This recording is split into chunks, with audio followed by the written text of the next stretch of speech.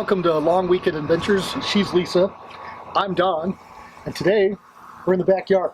We are in the backyard. At least we're not in the house. We're trying not to make a habit of it, but we went to Vance Brand? Vance Brand Airport in Longmont for an air show that they had going on today. So it was kind of a cool deal. It was different than the fly-in. They had some vendors there, like a little puppy adoption type deal going on. They had a demonstration with the Longmont Canine unit. They had, well, the Rocky Mountain Renegades were there. Again, we saw them in Boulder. And then they had a couple of older warplanes and some other stuff that they did for like an aviation show type thing. And what else did they have going on? Well, it was a Longmont Airport Expo, so they had a lot of stuff going on. A bunch of vendors, different things. We didn't really stop by any of the vendors, so I don't really know what was there. And like you mentioned, the police were there. They showed some of their SWAT and tactical weapons. And then there was a couple of Blackhawks that we got to take a look at. And we got to see Vance Brand get a pin for the 50 years anniversary of Vietnam. So why don't you tell everybody who Vance Brand is, because I'm sure they're wondering. Vance Brand got a airport named after him, the Longmont Airport, because he's a Longmont native. And he was born in Longmont in 1931 and was part of the, he was a naval aviator through the Marines, I believe. And he had over 9,669 flight hours. And if you do the math, that's 1.1 years of being in the cockpit of an aircraft. Not only was he a fighter pilot, later on in his career he worked for NASA, and he's the only Apollo-era astronaut to actually be in command of space shuttles. So he flew on the Challenger, and he flew on the Columbia shuttle twice. And that's the brief history I know from looking up on it. But we have right in Colorado, we had a homegrown astronaut. Yeah, pretty cool. I had no idea, so it was really cool to see him and hear him talk. And I got a little bit of footage of that, but it's kind of, you have planes flying, it was a little bit windy, and then their PA system wasn't the best in the world either. So I don't think I'm going to have any usable audio of his speech or anything, but it was very inspiring. And, yeah, it was neat. And they also honored all of the veterans that were at the air show today as well, along with Vance getting his own pin. They also gave pins and certificates of thanks to any and all veterans that were there. Kind of had them line up. They had all the flags for the military branches up front, and then had everybody line up behind their flag pertaining to their military branch that they were in. So really kind of neat to see them get to meet Vance, and, you know, a veteran thanking a veteran. I think that's probably very, you know, humbling, and obviously they will remember that for many years to come. So that was really kind of cool to see something, you know, a little bit different. And then we watched some of the air show. They had a cannon go off at one point. We were not expecting that. I didn't faze me. She doesn't like loud noises. And then it looked like they're going to fire the cannon again, and we had to get home to our boys because we don't like leaving them locked in the house. I was like, see you later. And she's like, they're going to fire that again. Let's go. We're out of here.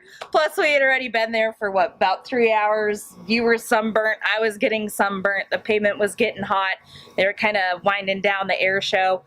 Really kind of cool. I think my favorite plane for the day was the T6. T6, that's so cool. That was really neat. And then, I don't know, did you get footage of it catching on fire after you landed? Yeah, I had footage of them putting it out. I don't know what caused it. I do know he had a smoke system, and I'm not really familiar with how the smoke systems for air show work. But he put on a show on the ground too, and blew some smoke. And then when he shut down the aircraft, he had a fire in his exhaust. So they were pretty nonchalant when the fire went on. It took them, about a minute to get to the plane with the fire extinguisher, and everybody was just kind of hanging out like, all right, you guys gonna put out this fire, or what's going on here? Yeah, so, and I only had the GoPro, and I've learned after the last 2 videos, I'm going to need to upgrade camera gear and get something with that can zoom in. Yeah. When we're doing our hiking videos and everything's close, Yep. the GoPro's works great. Sure. But anytime we try to get anything, show something, and especially if we keep doing these air shows and stuff, Yeah. we're going to need something with some sort Something with more detail. of some sort of zoom. But anyways, the reason we're in the backyard was, well, 1, the plane noise, and 2, it got windy. So, the wind is bad enough as it is, and then you add airplanes and engines and things like that on top of it. So that's why we're recording in the backyard. Like Donnie said, we're trying not to make a habit of it. If anybody has any recommendations on what to do in loud places when you're on adventures and stuff, comment below and let us know. We'd love to have some tips. yeah, about the only thing you can do is like hunker down and find a quiet area and do something. That's hard when you're at an air show. At this location, I was looking and I couldn't really find anything. Yeah. So we had a good time. I liked the fly-in better because you had more access to airplanes. With this, they had the flight line, and we didn't have the access that we did the last time. The last one. But it was cool that they had different things going on. We saw a police dog demonstration. That was really neat. Yeah, I thought that was cool. We've never seen that before. Yeah, we saw the guy in the full padded suit, dog state suit, marshal whatever. suit. Yeah. And they did a couple demonstrations with that. Unfortunately, we walked upon it late, so we kind of walked around to the backside so we could actually see. Yeah. And we didn't really get to see well, you'll see the video footage of it. But they simulated a guy that wouldn't get out of a vehicle, and the dog runs and jumps through the window and jumps in the back. In the car. Gets him in the car, shakes like crazy. Yeah. But we were kind of on the backside of it, didn't get the best view. And the second time that they did it, we were able to move over a little bit better, Yep. get a little bit better view. But he likes to bite and never let go. Yeah. It's still cool that they were out there doing that, Sure. showing you what those dogs are capable They're of. incredible. Yeah, absolutely incredible. Yeah, he was saying, he has a taser, and when he fires a taser, that's it. He gets one shot, the taser's done. Yep. And they have their beanbag rounds, but you get one shot on those, and then you're done. Mm-hmm. And he says with the dog, he can make him run, and a lot of times when somebody sees a dog running towards them, they stop. They and put stop. their hands up. Yep. And then they can call The dog they can stop. call the dog off Yep. and not even harm the suspect at all. Yep. Pretty That was cool. pretty interesting. Yeah. Yeah, for sure. That was neat. And then why don't you tell them about your amazing photo that you got of the T6? Oh, well, the T6. Well, it was of the exhaust catching fire. I happened to be at the right moment at the right time with the right lens, and got it home, and it was really cool. And how I processed it, I ended up really liking it in the monochrome, and I learned a few things about Lightroom and Photoshop today, so I'm sure Donnie will put it up and so you guys can see it. But I learned how to color in on a monochrome because I really wanted to capture the fire and the exhaust and really see that punch. So I learned a few things today and took some of my skills up a notch, and it was pretty exciting. So I think I got a lot of good shots, but I think that was definitely the winning shot of the day. So pretty excited about that one. That one's awesome. Yeah. That one's going up. We're making a print of that one. He wants a print of that one. So yeah, it was fun. We've really enjoyed these air shows that we've been to so far. Everyone is a little bit different, has something different to offer. Where we're getting all of our information and stuff, if you guys are in Colorado, is go to the Colorado Aviation Photography page on Facebook. They post a bunch of events and things like that. I don't even know how many people were there today. We didn't really actually hook up with the group because they were farther down on the runway, but there was probably a half a dozen of them or so, and we did meet Paul, is his name. He is actually one of the administrators of the page. A very nice guy, so we were able to finally meet him. And they do a really great page with putting up events and inviting people and things like that. So It's Colorado Aviation Photography. If planes is your thing or plane photography is your thing, check it out. And that's where you guys can find out about local events that are going on in the state. Yeah, really cool. And without them, we wouldn't have known about the fly-in that we went to. Yeah. And we wouldn't have known about this air show at all. Yep. They're not, really advertised that much, so you kind of have to be searching around for them. Sure. And then if you're a member of the group, it just shows up in the news feeds with the events and stuff. So it's nice with being, interested in aircraft and Yep. Aviation to be able to go to those events. Sure. They're a lot of fun. Sure. And it was cool to meet an astronaut.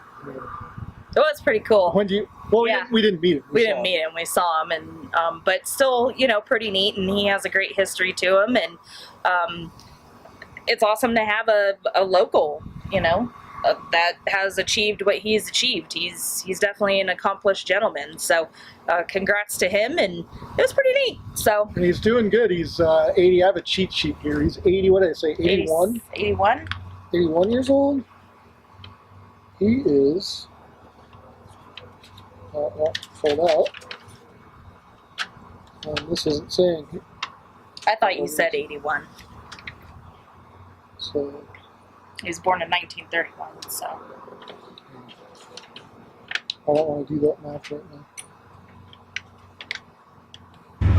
Anyway, it was an awesome time, and he was born in 1931, so it's really didn't have to figure out how old he is. But Yep. For being in his 80s, definitely in his 80s. Absolutely. For being in his 80s,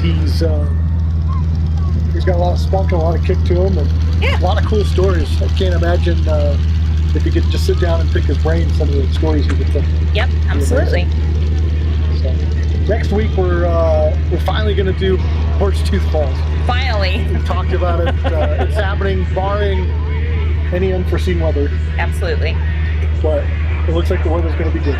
Looks like it's going to be good, and so our plan is to get up super early because my goal is to be set up at the top of the trail and be able to capture a sunrise shot. So that's the goal.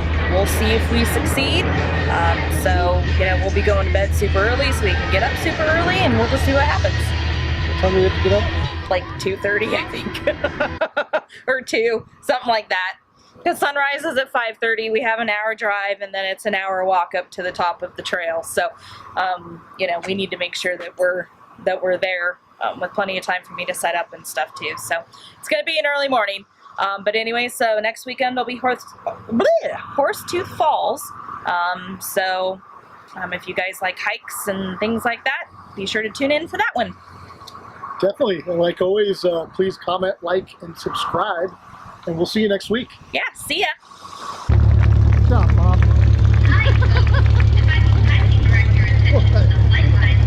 What are you laughing? What do